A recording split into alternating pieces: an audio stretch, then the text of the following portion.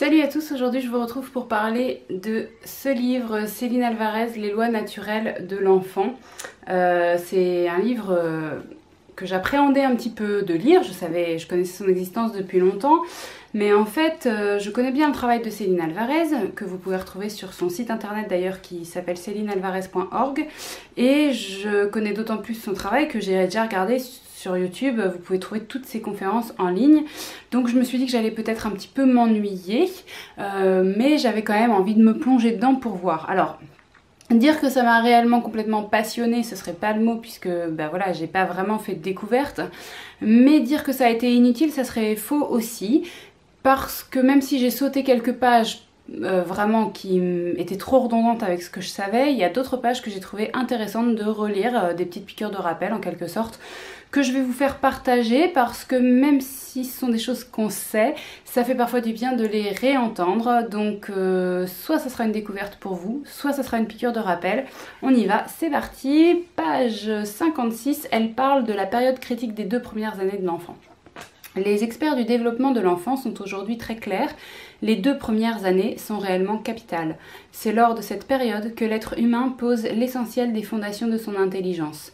Lorsqu'il fête ses 2 ans, le bébé a déjà réalisé de nombreuses conquêtes langagières, sociales, cognitives, sensorielles et motrices sur lesquelles il s'appuiera plus tard pour déployer son intelligence. Donc je vous passe un petit peu la suite, mais il y a un exemple qu'elle donne qui est l'exemple langagier. Elle dit « Nous savons qu'à 9 mois, le bébé est encore capable d'entendre tous les sons de toutes les langues du monde, mais que 3 mois plus tard, à 12 mois, il n'entend plus que les sons qui existent dans sa langue. Son cerveau s'est spécialisé au son de son environnement. Le bébé n'entend plus tous les sons de toutes les langues du monde, il devient spécialiste de la sienne. » Je vous en avais parlé déjà un petit peu dans ma vidéo sur le langage, je vous remets un petit i là. Vous avez peut-être déjà vu aussi cette vidéo qui a tourné sur Facebook qui décrivait le processus d'apprentissage de l'enfant tel qu'au début il y a beaucoup de connexions, puis de moins en moins, ce qui indique qu'elles disparaissent en fait en fonction de leur inutilité, et celles qui sont vraiment utiles dans le quotidien de l'enfant se renforcent de façon à ce qu'ils deviennent vraiment professionnels, voilà, sur certains domaines qui sont les domaines qu'il affectionne et qui lui sont utiles. Elle donne un petit peu des idées de la posture que nous, on doit tenir face à un enfant qui est dans ses premières années d'apprentissage.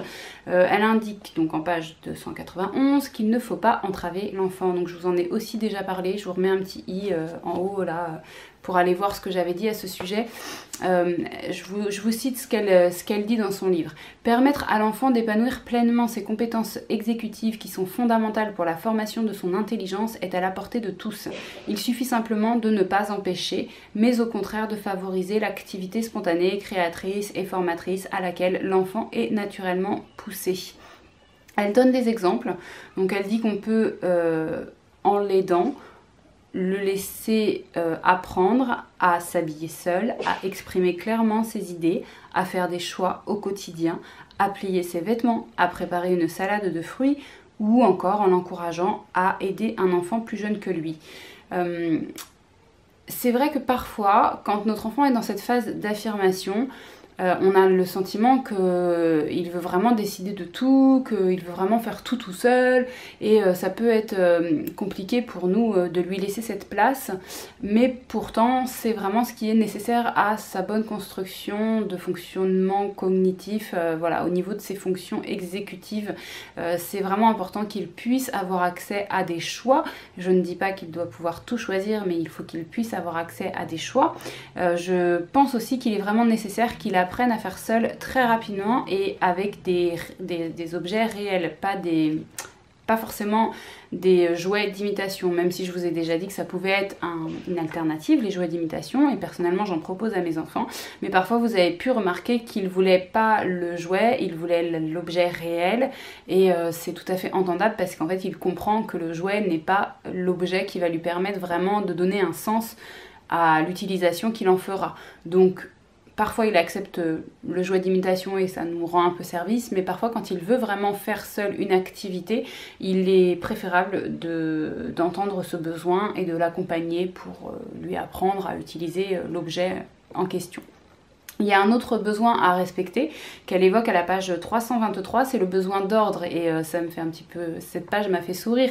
Jonas a 20 mois à l'heure actuelle et il est vraiment dans ce besoin d'ordre. Je vous ai posté des photos sur Instagram il n'y a pas très longtemps qui montraient ça. C'est vrai que je range chez moi, voilà, comme tout le monde, mais je suis pas maniaque non plus, il y a des choses qui sont en désordre et je lui demande pas de ranger ses jouets du tout de cette façon, mais lui prend l'habitude de ranger ses jouets et de manière générale tous les objets de la maison en ligne.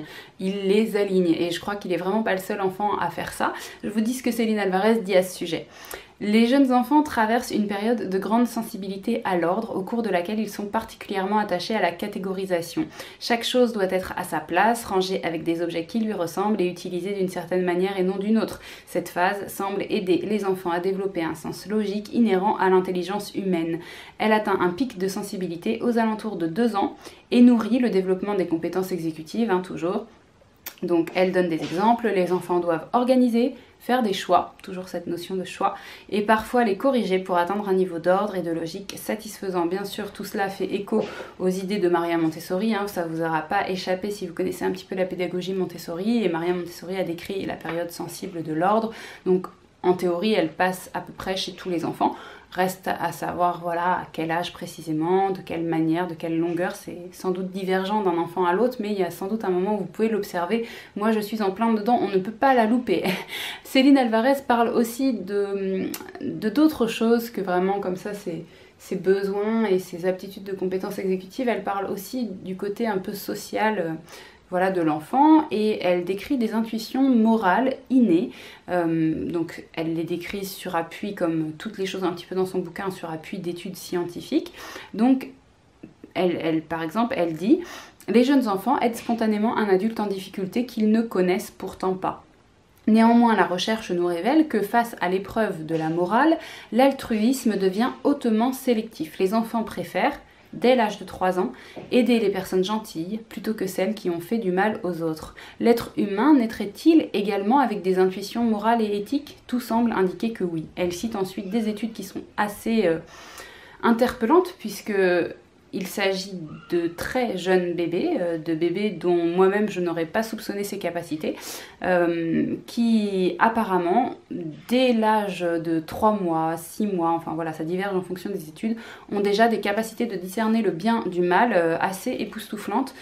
Donc ceux qui ont tendance à penser que l'enfant est naturellement mauvais, enfin même si c'est pas forcément exprimé comme ça, mais voilà, un petit peu malfaisant, un petit peu négatif et qu'il faut le remettre dans le droit chemin parce que c'est notre rôle d'adulte, se trompe. Vraiment, c'est étayé du coup par pas mal d'études.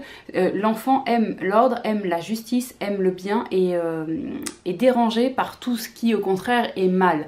Alors ça ne veut pas dire que l'enfant va perpétuellement faire du bien, il y a plein de raisons qui peuvent faire qu'un enfant se comporte mal, c'est pas du tout l'objet de la vidéo donc je vais pas développer ça ici, mais c'est pour dire que le fond de chaque humain au départ est vraiment bon, naturellement empathique et altruiste.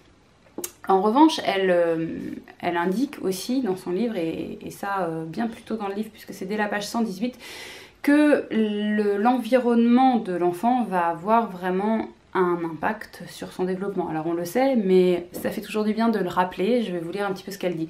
Le stress répété et ou prolongé de l'enfant altère ainsi gravement son câblage cérébral encore immature. Un petit peu plus loin, elle donne l'exemple de ceux qui prennent l'habitude de laisser pleurer un bébé. Et je vais vous lire ce passage parce que ça fait toujours du bien de l'entendre quand on est mère bienveillante et qu'on entend toutes sortes de réflexions autour de soi. Prendre l'habitude de laisser un bébé ou un enfant pleurer lorsqu'il est en proie à des émotions de forte intensité sous prétexte de lui apprendre à se calmer seul est donc une très grande erreur. En agissant de la sorte, nous obtiendrons le contraire. Et elle étaye ça en disant qu'en fait, plus un enfant subit de stress, plus la maturation de son cortex préfrontal est ralentie. Or, le cortex préfrontal, c'est ce qui permet de gérer le stress. Donc, plus la maturation est ralenti, plus il aura de difficultés à gérer ces futurs épisodes de stress qui deviendront alors de plus en plus nombreux et de plus en plus difficilement contrôlable. Je vous renvoie aux travaux d'Isabelle Filiozza, de Catherine Guéguen, etc. J'en ai déjà parlé sur cette chaîne, donc je ne vais pas faire de redondance. Je pense aussi qu'elle s'appuie beaucoup sur ça pour faire ses affirmations. Mais il y a autre chose que je voulais vous dire au sujet du stress toxique, c'est qu'il s'agit tout d'abord d'éviter de l'exposer à des situations de stress répétées et prolongées, telles que les situations de conflit. Céline Alvarez décrit dans le livre que crier ou se disputer régulièrement devant lui est par exemple source d'un stress chronique dont les conséquences sur son cerveau sont considérables. La recherche montre qu'il s'imprègne d'hormones de stress comme s'il était lui-même en situation de conflit.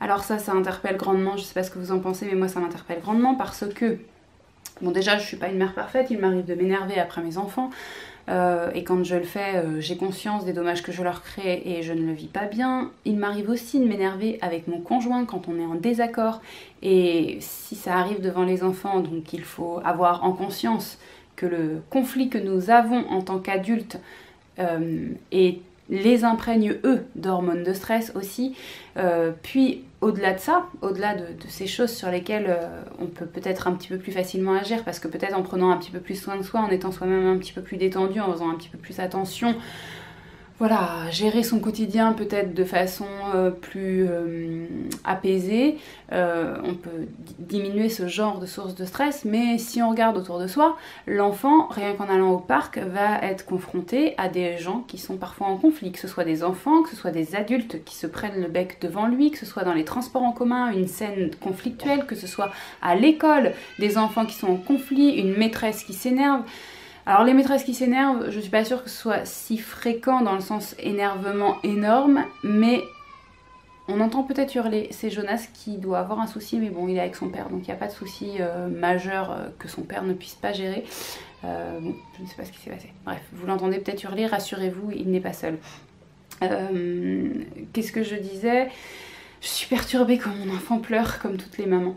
Oui, à l'école, les maîtresses peuvent s'énerver. Enfin, moi, je les ai déjà vues s'énerver, pas forcément les maîtresses particulièrement de mon fils, mais que ce soit maîtresse, que ce soit Adzel, etc. Je les ai déjà vues s'énerver, pas tellement violemment, mais vous savez, un petit peu dans le cadre de ce qu'on appelle les violences éducatives ordinaires, et ça je vous en ferai une vidéo, parce que finalement, même si c'est pas dirigé contre notre enfant, même si c'est du coup dirigé contre d'autres enfants qui peut-être ont des attitudes, c'est vrai, qui sont difficiles à gérer, hein, je ne juge pas du tout, mais en tout cas, ces situations conflictuelles, si notre enfant y assiste, ça génère chez lui du stress toxique, et donc du coup ça fait réfléchir, comme je vous disais tout à l'heure, de se dire comment protéger au mieux l'enfant de toutes ces situations de stress qu'il peut être amené à vivre, donc au sein du cercle familial, mais pas que, en allant à droite, à gauche, où qu'il aille en fait, il peut être confronté à du stress toxique. Alors qu'il y soit un peu confronté, je pense que c'est inévitable, malheureusement, hein. C'est, voilà,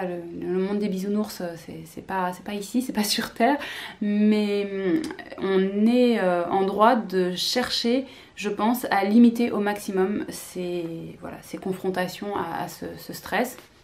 Et puis je voulais juste terminer la vidéo en parlant de ce qu'elle dit, page 282, dont on a déjà parlé sur la chaîne, mais voilà, même s'il y a des redondances, ça fait toujours du bien, comme je vous disais, d'avoir des piqûres de rappel.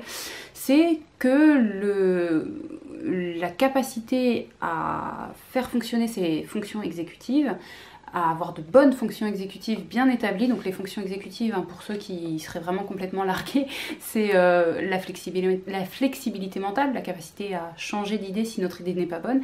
C'est l'inhibition, la capacité à pas trop se lancer. Donc je sais pas si vous connaissez le test du marshmallow, mais si vous le connaissez pas, allez voir, c'est intéressant. C'est la mémoire de travail aussi, se souvenir de ce qui fonctionne pour pouvoir le faire perdurer.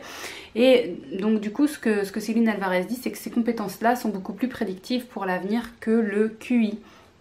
Donc notamment avec ce test du marshmallow, ils ont pris 500 enfants de 4 ans, ils les ont testés, donc je reprécise un petit peu les conditions du test. Un chamallow était placé devant l'enfant, l'expérimentateur le laissait seul, assis devant le chamallow, une quinzaine de minutes en précisant avant de quitter la pièce: si tu ne manges pas le chamallow pendant mon absence, tu en auras un de plus à mon retour.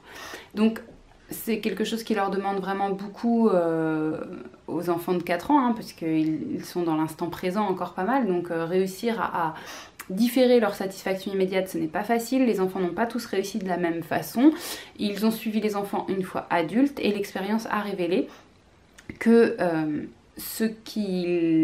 les enfants qui avaient su se contrôler et montrer des capacités d'autorégulation plus fortes à 4 ans avaient, une fois adolescents, plus d'amis, géraient mieux leur stress, possédaient une meilleure estime d'eux-mêmes, s'exprimaient mieux, entraient dans de meilleures universités et à l'âge adulte avaient des emplois qu'ils estimaient plus satisfaisants. Ils avaient par ailleurs moins de problèmes d'alcool ou de drogue à l'âge de 32 ans et étaient en meilleure santé, et ce quel que soit leur QI, puisque ils n'ont pas du tout fait de lien entre la capacité de prendre ou non ce chamallow et le QI des enfants. Ça n'avait aucun lien, c'était vraiment en lien avec leurs compétences exécutives et notamment là du coup vraiment très spécifique de la capacité à s'inhiber, capacité dont je reparlerai aussi dans une vidéo future parce que j'ai pas tellement développé l'inhibition et c'est quelque chose dont je voulais vous parler. Si vous avez des avis sur ce livre que vous voulez partager en commentaire, vous n'hésitez pas, ça se passe juste en dessous et puis moi je vous retrouve la semaine prochaine pour une prochaine vidéo.